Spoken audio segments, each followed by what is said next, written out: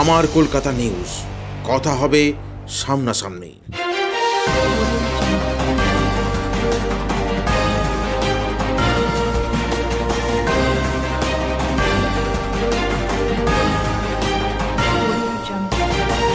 জমি মাফিয়াদের দাপটে ঘুম উড়েছে হুগলি জেলার কানাইপুর পঞ্চায়েত এলাকার মানুষের। দিন কয়েক আগেই কানাইপুর বিশালক্ষী মন্দিরের সামনে জলা জমি ভরাট করার কাজ সংবাদ মাধ্যমে প্রকাশ পায়। আর সেই খবরের জেরেই এবার ওই জমি নিয়েই উঠল ভয়ঙ্কর অভিযোগ। আসল জমির মালিক জানতেনই না যে তার জমি অন্য কেউ বিক্রি করে দিয়েছে তার অজান্তেই।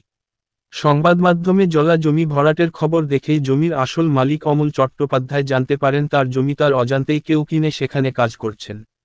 এরপরেই তিনি জমির সমস্ত কাগজ নিয়ে খোঁজ খবর নিয়ে জানতে পারেন তার সই ও আধার কার্ড জাল করে তার জমি বিক্রি করে দিয়েছে জমি মাফিয়ারা।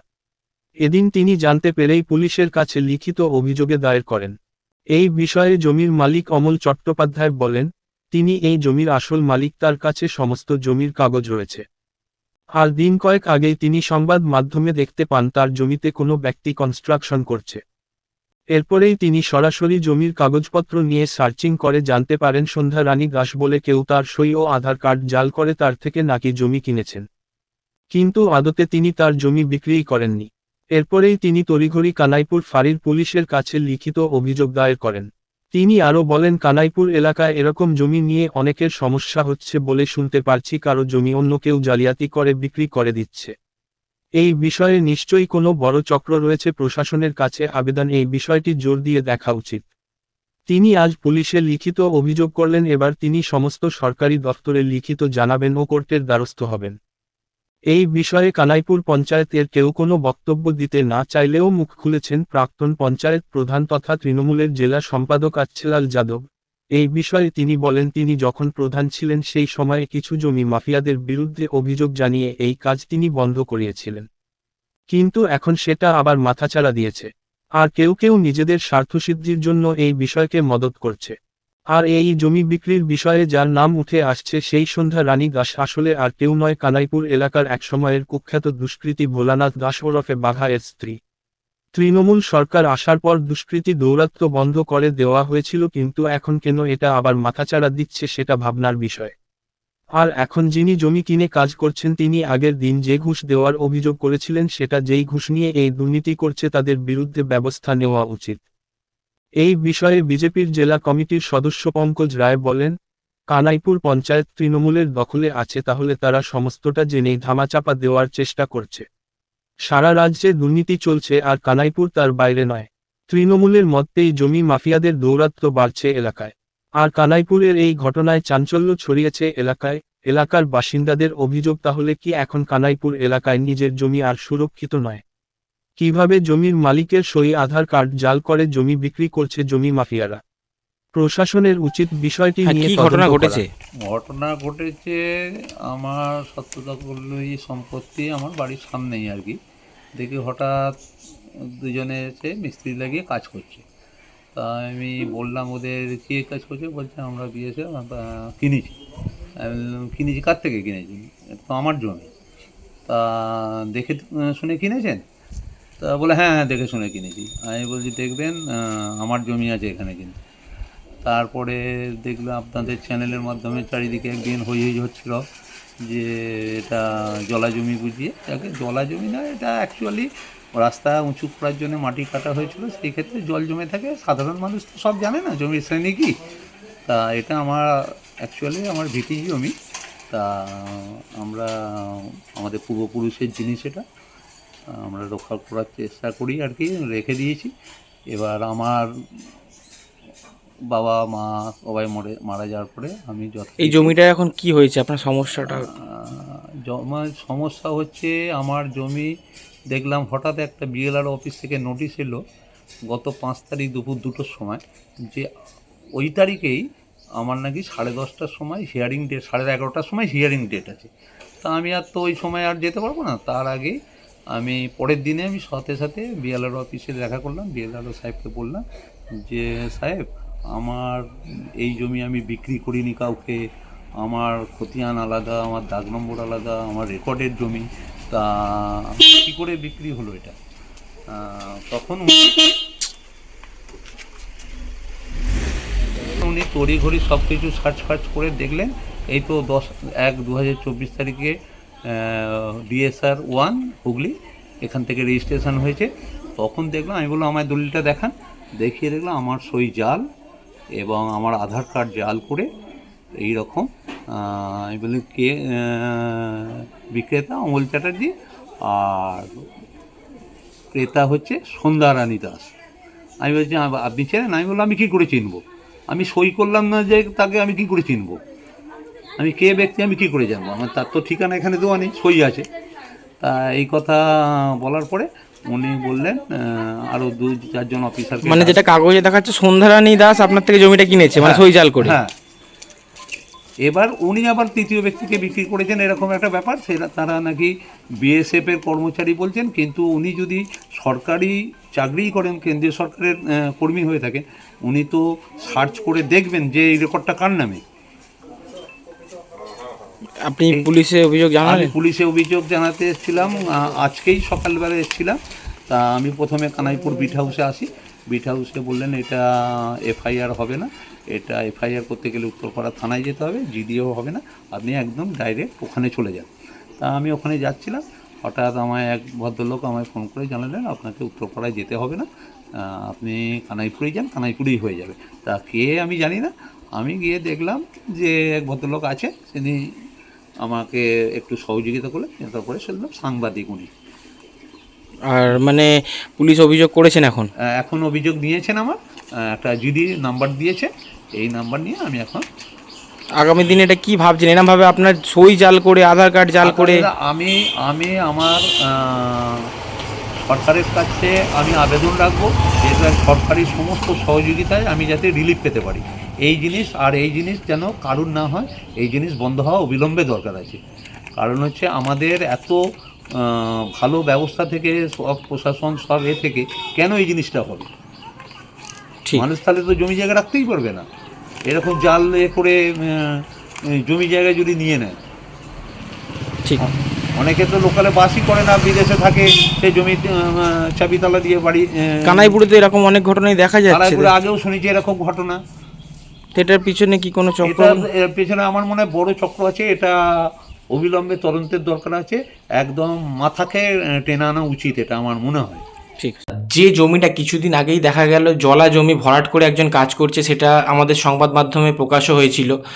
আর কিন্তু এখন মানে তখনও আপনি জানিয়েছিলেন যে এটা জমি মাফিয়াদের একটা কাজ, কিন্তু এবার সরাসরি আজকে জমির মালিক পুলিশে অভিযোগ দায়ের করলো যে তাকে না জানিয়ে তার সই জাল করে, এবং তিনি কিছু জানতেনই না, সন্ধ্যারানী দাস বলে কেউ একজন এই জমি এই এখন যিনি কিনে কাজ করছেন তাকে বিক্রি করেছে। কানাইপুরে এরকম প্রায় অনেক ঘটনাই দেখা যাচ্ছে যে কারোর জমি অন্য কারোর ঘটনা, মানে অন্য কারোর হয়ে যাচ্ছে জাল করে। এটা নিয়ে কী বলবেন? দেখুন, আমি আগে থেকেই এটা কানাইপুরের মানুষকে সজাগ করার চেষ্টা করেছি কি কানাইপুরের মধ্যে একটা জমি মাফিয়া আছে, যারা বেআইনি জায়গা, অন্য কারো জায়গা অন্য নাম সাজিয়ে দিয়ে অনেকটা বিক্রি করেছে, যেটা আমার প্রধান থাকার কালীনে আমার নজরে এসেছিল। যেখানে যেখানে এসেছিল সব জায়গায় আমি আটকে দিতে পেরেছিলাম। ন্যাচারালি এখন যে জমি মালিক আজকের দিনে যিনি FIR করেছেন ও করেছেন কি জানতেন না, এটা নিয়ে আমার কমেন্ট করাটা উচিত হবে না, কিন্তু দীর্ঘদিন ধরে এই জায়গাটাতে হচ্ছে, যদি ওনারা FIR-ই করা ছিল তাহলে অনেক দিন আগে করতে পারতেন। এবারে রইল সন্ধ্যা রানী দাস, নিশ্চিতভাবে এখানেকার দুষ্কৃতি একদম বকলমেই ভুলে যায়। বাঘা দাস, ভোলানাথ দাসের স্ত্রী, উনি এই জমির কাজগুলো করেন। নিশ্চিতভাবে তাদের নেক্সাস আছে বিভিন্ন জায়গা, BLR-ওতে হতে পারে, BDO-তে হতে পারে, SDO-তে হতে পারে, বিভিন্ন জায়গা আছে। তাদের নেক্সাস নেই তা না, নেক্সাস না থাকলে এই কাজটা হতো না। আর আমি বহুবার মানুষকে সজাগ করার পরেও মানুষ লুকিয়ে লুকিয়ে, ছুপিয়ে ছুপিয়ে জায়গাগুলো নিয়ে আর বিপদে ফাঁসে। নিশ্চিতভাবে এই কাণ্ডটাও কিন্তু লুকিয়ে লুকিয়ে নেওয়ার জন্য এই ঘটনাটি ঘটেছে। তা এইভাবে কানাইপুরের জমি মাফিয়াদের বলছেন আপনি একটা দৌরত্ব দেখা যাচ্ছে, সেখানে প্রশাসন, BLR-ও কেন মানে চুপ কেন? দেখুন, কি মনে হচ্ছে? আপনার নলেজে থাকা উচিত। আমি একটা কমপ্লেন করার পর এখানে প্রায় 8টি জমি দালাল তারা কিন্তু অ্যারেস্ট হয়েছিল। পরবর্তীকালে আইনি জটিলতাটা আমার জানা নেই, সবটা বেরিয়ে গেল। আর তারপরেও আজকের দিনেও তারা বিন্দাস কাজ করছে। আগামী দিনও আপনি জানেন নিশ্চিতভাবে এই কাজগুলো যখন হয় তখন কিছু লোকের পকেট ভরে সে সার্বজনিক জীবনে নেতা হতে পারে, সমাজসেবক হতে পারে, প্রশাসনিক পঞ্চায়েত, স্থানীয় পঞ্চায়েত এই বিষয়টায় মুখ খুলতে চাইছেন না। ওনারা বলছেন আমরা কাগজ দেখে শুধু ট্যাক্স কেটেছি, তাতে সেটা নিয়ে কি বলবেন? দেখুন, এটা আজকে দিনে বলে সাইডে চলে গেলে কিন্তু হবে না। এই জমিটার ট্যাক্স আমরা যখন আমি প্রধান ছিলাম কাটিনি, এই কাজটা আমি তখন বন্ধ করেছিলাম। আমি জানতাম যে দীর্ঘদিনের একটা দেবত্ব স্থান, নীল পুকুর বলে এটা জানা যেত, মানুষ নীল পুজোতে ওখানে স্নান করে করতো। আমি আটকে ছিলাম নিশ্চিতভাবে ওই চেয়ার বা ওই চেয়ারে যারা আজকে আসীন আছে বা যারা আজকে দিনে পঞ্চায়েত থেকে চালাচ্ছেন, এই কথা বলে দিয়ে কোনোভাবে কিন্তু বেরিয়ে যেতে পারে না। তা এটা কি পঞ্চায়েতের এইভাবে গা ছাড়া মনোভাবের ফলেই কি জমি মাফিয়াদের দৌরাত্ম আরও বাড়ছে বলে মনে হয়? আমার এটা বলাটা আমার ঠিক হবে না, কিন্তু আমি বলি যে যেহেতু একটা উইলিংনেস না থাকে কি আমি কারাপশনটাকে আটকাবো, এই উইলিংনেসটা যদি আপনার না থাকে তাহলে কিন্তু হবে না। এবারে যারা আছে তাদের হয়তো উইলিংনেসের অভাব আছে বা তাদের ইচ্ছা শক্তি নেই যে তারা এইরকম অসামাজিক কাজ, এইরকম বেআইনি কাজ টাকে আটকে দিতে পারে। আর আপনাকে ওদিনও বললাম যে 50,000 টাকা নিয়ে যদি কোনো বেআইনি কাজটাকে আইনি করে দেওয়া যায়, এর চেয়ে বড় আর বেআইনি কিছু হতে পারে না। তা যেখানে আপনি বললেন যে এই সন্ধ্যারানী দাস, যিনি আগে মানে দুষ্কৃতী বলে পরিচিত ছিল তার স্ত্রী, তো সেখানে কি কানাইপুরে আবার তৃণমূল আসার পরে যে শান্ত পরিবেশ তৈরি হয়ে গেছিলো কানাইপুর কেন্দ্র করে, তাহলে কি আবার সেই অশান্ত পরিবেশ একটা ফিরে আসার চেষ্টা হচ্ছে? দেখুন, বামপন্থীদের সময়ে উনি কিন্তু খুব বিরাট ভাবে কাজগুলো করেছেন। আমাদের আসার পর উনার নিশ্চিতভাবে কাজগুলো কম হয়েছিল বা উনি কাজ করতে পারেননি। আপনি দেখবেন যে নিশ্চিতভাবে এই মিউটেশনগুলো 2008-এর আগের হবে। আজকের দিনে যিনি কমপ্লেন করছেন, যদি কমপ্লেন করাই থাকতো জমি মালিকের, তাহলে 2008-এ 2009-এর আগে যদি করতেন তাহলে আমি ভাবতাম যে ওনার সদিচ্ছা ছিল। দেখুন, যে প্রাক্তন প্রধান যে অভিযোগটা করছেন, আমি তো সরাসরি এই দলটাকেই বলবো, উনিও তো জেলার একটা সেক্রেটারি আছেন, ওনারই তো রুলিং পার্টির সেক্রেটারি, আর ওনারই এটা বোর্ড চলছে। ওনারা যত লোককে চয়েস করে বসিয়েছেন তারা কি করছে, নিশ্চয়ই তারা ভাগ বটোয়ারা পেয়েছে, তাদের মধ্যে কিছু গণ্ডগোল হয়েছে, সেজন্য এরা এক দুসরের উপরে আরোপ লাগাচ্ছে। কিন্তু যা হিসাবে কানাইপুর বলুন, উত্তরপাড়া বলুন, হিন্দমোটর বলুন, কোন্নগর, সব জায়গায় বেআইনিভাবে পুকুর ভরাট করা হচ্ছে, বা এই যে জমি চক্রান্ত যে বলছেন যে অন্য কারো জমি অন্য কেউ বিক্রি করে দিচ্ছে, বেআইনিভাবে ফ্ল্যাট নির্মাণ হচ্ছে, এইসব নিয়ে তো স্টার্টিং থেকেই আমরা এর প্রতিবাদ করে আসছি। আর এই যে অ্যান্টি সোশ্যালদের যে এখানে যে পুরো রাজ্য জুড়ে যে হিসাবে হচ্ছে, এই যে একটা শাহজাদা দেখুন নিরুদ্দেশ্য আছে, উত্তরপাড়া মিউনিসিপ্যালিটিতে দেখুন একটা শাহজাদা নিরুদ্দেশ্য আছে, মিউটেশন নাম করে টাকা তুলে বেড়াচ্ছে। তো এইটা তো পুরো পশ্চিমবাংলায় চলছে, এখান থেকে কানাইপুর বাদ যায়নি। কানাইপুরে এই ইস্যু নিয়ে আমরা ইলেকশনে নেমেছিলাম, মানুষ আমাদেরকে দুহাত তুলে আশীর্বাদও দিয়েছিল, সেজন্য আমরা ওখানে অনেক সিট জিতেছি। কিন্তু তারপরেও যা এদের মানে ক্রিয়াকলাপ আছে, এখন বর্তমান প্রধান বলুন, প্রাক্তন প্রধান বলুন, সবাই মিলে কানাইপুরকে শেষ করার একটা পরিকল্পনা চালাচ্ছে, তার বিরুদ্ধে আমরা কিন্তু নিশ্চয়ই দাঁড়াবো। কানাইপুরের প্রাক্তন প্রধানই এখন বলছেন, যার মানে জমির মালিক আজকে যিনি অভিযোগ জানালেন, যে বলছেন সন্ধ্যারানী দাস মেনশন করছেন, যিনি দেখেছেন সেই সন্ধ্যারানী দাস বিক্রি করে দিয়েছে। তো কানাইপুরের তো একটা ইতিহাস রয়েছে বাঘা দুষ্কৃতী হিসাবে, তো তার কর্মকলাপ বন্ধ হয়ে গেছিলো এক সময়, তাহলে কি আবার এটা ফিরে আসছে এই সময়? নিশ্চয়ই, এটা তো ওনার বক্তব্যতেই আসে। তো উনি তো সত্তাধারী দলের একটা জেলার নেতা, জেলার সেক্রেটারি, উনি নিজের দলকে কি করে ওনারা বলছেন সততার প্রতীক, মামাটি মানুষের সরকার? তাহলে ওনারা বলুন যে আমাদের সরকার দুর্নীতির প্রতীক, আমরা অ্যান্টি সোশ্যালদেরকে নিয়ে চলি, এটা তো তারা ওনারা নিজেই অ্যাকসেপ্ট করছেন। আজকে উনি যা বলছেন সেই হিসাবেই তো বোঝা যাচ্ছে যে ওনার যে পঞ্চায়েত আছে, আর প্রাক্তন বলুন বর্তমান বলুন, দল তো একই আছে, আর দলই তো বসিয়েছে কাউকে, গায়ে জোরে তো ওনাদের বসেছে, যদি হয় ওনাদের সিস্টেম আমি জানি না।